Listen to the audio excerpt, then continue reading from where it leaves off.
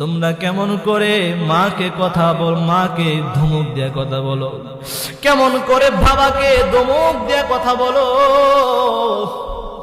তোমার কি মনে নাই? তুমি কি বুঝো না? দুনিয়ার জমিনের দিকে তুমি তাকায় দেখো, একটা সন্তানকে মা কত কষ্ট করে লালন পালন করে, একটা সন্তানকে কত কষ্ট করে মা পেটের মধ্যে রাখে। তোমার হয়তো কোনো কিছু মনে নাই, তুমি ছিলা নাদান, তুমি ছিলা অবুঝ, তুমি ছিলা নিষ্পাপ, তোমার মনে নাই। কিন্তু তুমি কি দেখো না, একটা সন্তানকে কত করে মা কত কষ্ট করে দুনিয়ার জমিনে আনে। 10টা মাস 10 দিন পর্যন্ত মা কত কষ্ট করে। মা যখন পেটের মধ্যে সন্তান যখন আসে, সঠিকভাবে মা কথা বলতে পারে না, বারবার বমি হয়, খেতে পারে না। 10টা মাস পর্যন্ত একটা জিন্দা মানুষ আর একটা জিন্দা মানুষকে পেটের মধ্যে নিয়ে দুনিয়ার জমিনে কত কষ্ট করে চলাফেরা করে। সামান্যভাবে একটু তুমি ভাবো, আশেপাশে তাকায় দেখো, সন্তানকে পেটের মধ্যে নিয়ে মা কি পরিমাণ কষ্ট করে। তোমাকে যদি একটু কল্পনা করতে বলা হয়, তুমি তো কল্পনা পর্যন্ত করো না। পৃথিবীর মানুষ একটু তাকায় দেখো, 10টা মাস পর্যন্ত জিন্দা একটা মানুষ আরেকটা মানুষকে পেটে নিয়ে কিভাবে কষ্ট করেছে, কিভাবে কষ্ট করেছে। উপদ হয়ে শুতে পারে না, এক কাত হয়ে শুতে হয়। কি পরিমাণ কষ্ট করে, খাবার খেতে পারে না।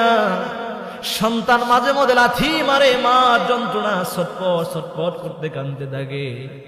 এমন ভাবে পেটের মধ্যে তোমাকে 1 দিন 2 দিন নয়, 1 মাস 2 মাস নয়, 10টা মাস পর্যন্ত তোমাকে বেডে রেখেছে। এই মাকে তোমরা কি করে কষ্ট দাও? একটাবার ভেবে দেখো না, তোমার মা তোমার জন্য কত কষ্ট করেছে। তুমি হয়তো জানো না, তুমি নাদান, কিন্তু তুমি পাশে তাকায় দেখো, দেখো না তুমি কি কষ্ট করে সন্তান পেটের মধ্যে রাখে। শুধুমাত্র তা নয়, 10 মাস 10 দিন পর্যন্ত মা পেটের মধ্যে সন্তানকে রেখেছে। এখানে শেষ নয়, দুনিয়ার জমিনে যখন আসবে, প্রসব বেদনা যখন শুরু হয়, একটা মা বোঝে প্রসব বেদনার যন্ত্রণা কত কষ্ট। পৃথিবীর সব ব্যথা যদি একত্রিত করা হয়, পৃথিবীর সব কষ্ট বেদনা যদি একত্রিত করা হয়, সকল ব্যথা যন্ত্রণা যদি একত্রিত করা হয়, মার পেটের মা যখন সন্তানকে ভূমিষ্ঠ করবে, প্রসবের বেদনা এত কঠিন, এত কষ্ট হয়, এত কষ্ট হয়। মা ছাড়া দুনিয়ার জমিনে কথা কেউ জানবে না, কেউ উপলব্ধি করতে পারবে না। একমাত্র জনম দুঃখিনী মা জানে ওই সময় তার ব্যথা কত প্রখর ধারণ করে, কত যন্ত্রণা হয়, কত কষ্ট হয়। মা তার স্বামীকে ডাক দেয়, স্বামীকে ডাক দিয়া চিরতর বিদায় নেয়, তার বান্ধবীকে ডাক দিয়া বিদায় নেয়, তার মাকে ডাক দিয়া বিদায় নেয়, তার বাবাকে ডাক দিয়া বিদায় নেয় যে আমাকে ক্ষমা করে দাও, হয়তোবা দুনিয়ার জমিন থেকে আমি বিদায় হয়ে চলে যাব, দুনিয়ার জমিনে হয়তোবা আমি থাকতে পারবো না, আমার এই মুহূর্তে মরণ হয়ে যাবে। এত যন্ত্রণা, এত কষ্ট আমার আর কখনো হয় নাই। আমার মন বলছে আমি বাঁচব না, আমাকে তোমরা ক্ষমা করে দিও। আমি যদি কোনো অন্যায় করে থাকি, আমাকে ক্ষমা করে দিও। আমার মনে হয়, আমার নিঃশ্বাস মনে হয় শেষ হয়ে যাচ্ছে, আমার দম বন্ধ হয়ে যাচ্ছে।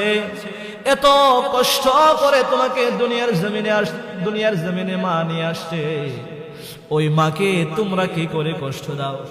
শুধুমাত্র তা নয়, 1 দিন 2 দিন নয়, তোমাকে 2 বছর পর্যন্ত দুধ পান করিয়েছে মা। আল্লাহ সুবহানাহু ওয়া তাআলা কিন্তু মাদেরকে আদেশ করেছেন, তোমরা পূর্ণ 2 বছর সন্তানদেরকে দুধ পান করাও। ওয়াল ওয়ালিদাতু ইরদি'না আওলাদাহুন্না হাওলাইনি কামিলাইনি লিমান আরাদা আন ইউতিম্মার রাদা।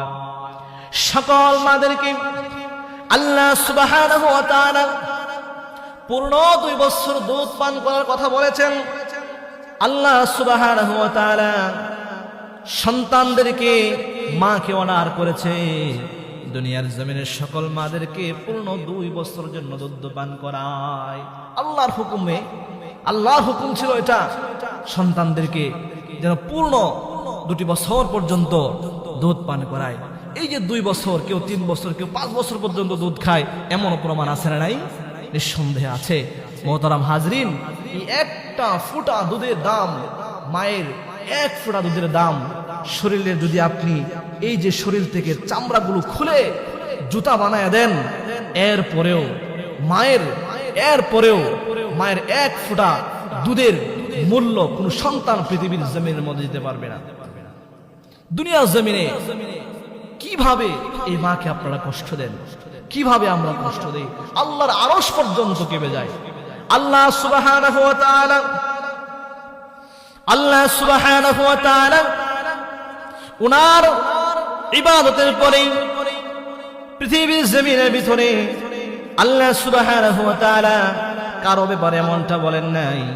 শুধুমাত্র মা বাবা পিতা মাতার ব্যাপারে এই কথাটা আল্লাহ সুবহানাহু ওয়া তাআলা বলেছেন, ওয়াকাদা রাব্বুকা আল্লা তা'বুদু ইল্লা ইয়্যাহু ওয়া বিল ওয়ালিদাইনি ইহসানা إما يبلغن عندك الكبر أحدهما أو كلاهما فلا تقل لهما أف ولا تنهرهما وقل لهما قولا كريما الله سبحانه وتعالى ওনার ইবাদতের পরে পিতামাতার খেদমত করার কথা বলেছেন। আল্লাহ সুবহানাহু ওয়া তাআলার ইবাদতের পরেই পিতামাতার কথা কেন আনলেন? দুনিয়ার জমিনের ভিতরে একমাত্র আমার আল্লাহ, আমার রব আল্লাহ সুবহানাহু ওয়া তাআলা বিনা স্বার্থে আমাদেরকে লালন পালন করেন। আপনি মুসলমান, আপনি যে নদীর মাছ খাচ্ছেন, কাফির বেঈমান সে নদীর মাছ খাচ্ছে বিনা স্বার্থে। আপনি মুসলমান ইমানদার, যে সূর্যের আলো উপভোগ করতেছেন, কাফের বেঈমান সে সূর্যের আলো উপভোগ করতেছে।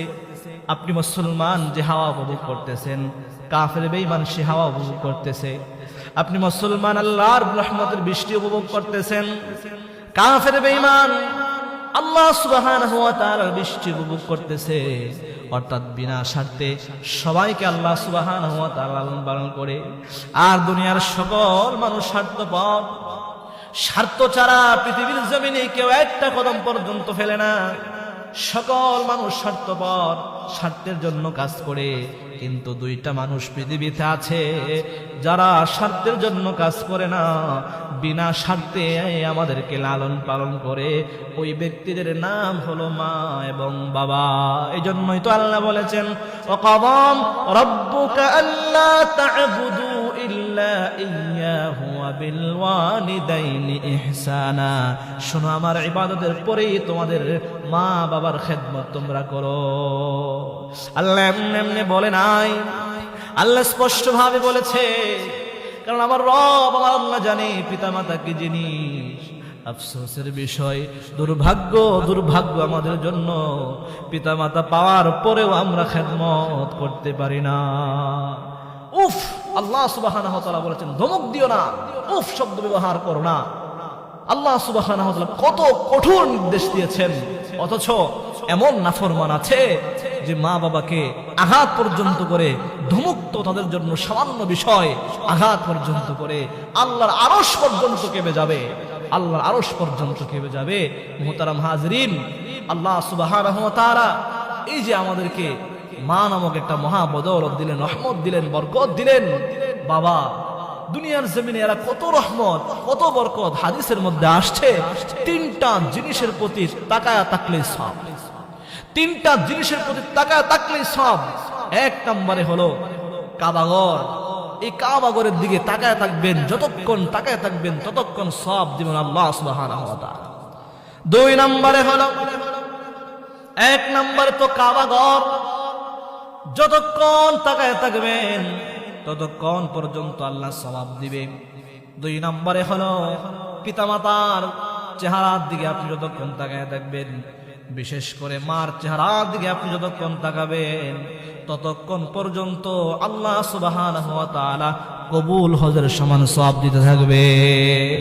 রাসূলুল্লাহ সাল্লাল্লাহু আলাইহি ওয়াসাল্লাম বলেন, আমার সাহাবীরা শোনো, তোমাদের মার দিকে তোমরা যতক্ষণ তাকায় থাকবা, মার দিকে তাকাইলেই হজ করলে যে সওয়াব হয় সে সওয়াবটুকু লিখে দেওয়া হবে।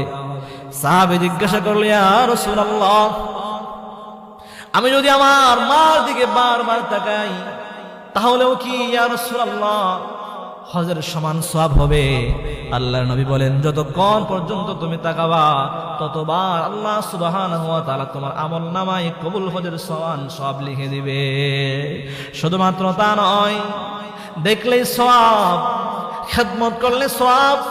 আরেকটি বিষয় আছে, কোরআনের দিকে আপনি যতক্ষণ তাকায় থাকবেন ততক্ষণ আল্লাহ সুবহানাহু ওয়া তাআলা সওয়াব দিতে থাকবে। এই পৃথিবীতে 3টা জিনিস একমাত্র আছে, কাবাঘর, পিতামাতা এবং কোরআন। আপনি নেক নজরে তাকায় থাকলে সওয়াব, সুবহানাল্লাহ, নেক নজরে তাকায় থাকলে সওয়াব। মুহতারাম হাজরিন, এই পিতামাতার দিকে সুনজর দিতে হবে। আপনার সুন্দর ব্যবহারটা, সবচাইতে ভালো ব্যবহারটা তাদের জন্য করতে হবে। মুহতারাম হাজরিন, তারা যদি আপনাকে দোয়া দেয় আপনার জীবনটা খুলে যাবে। মা বাবা আপনাকে দোয়া দিলে আপনার জীবনটা খুলে যাবে। আর যদি বদদোয়া দেয়, বিশ্বাস করেন ধ্বংস হওয়ার জন্য শব্দটা, পিতামাতার শব্দই আপনার জন্য ধ্বংসের কারণ হতে পারে। এজন্য মুহতারাম হাজরিন, সবাইকে উদারত আহ্বান করব, পিতামাতার প্রতি একটু সদাচরণ হন। পিতামাতা ভুল করলেও তাদের ভুলগুলো ধরা যাবে না। পিতামাতাকে খেদমত করুন, দেখবেন দুনিয়া এবং আখিরাতে আল্লাহ সুবহানাহু ওয়া তাআলা আমাদেরকে বরকত দিয়ে ভরপুর করে দিবেন। আল্লাহ সুবহানাহু ওয়া তাআলা আমল করার তৌফিক দান করুন। আমিন। ওয়া আখির দাওয়ানা আলহামদুলিল্লাহি রাব্বিল আলামিন।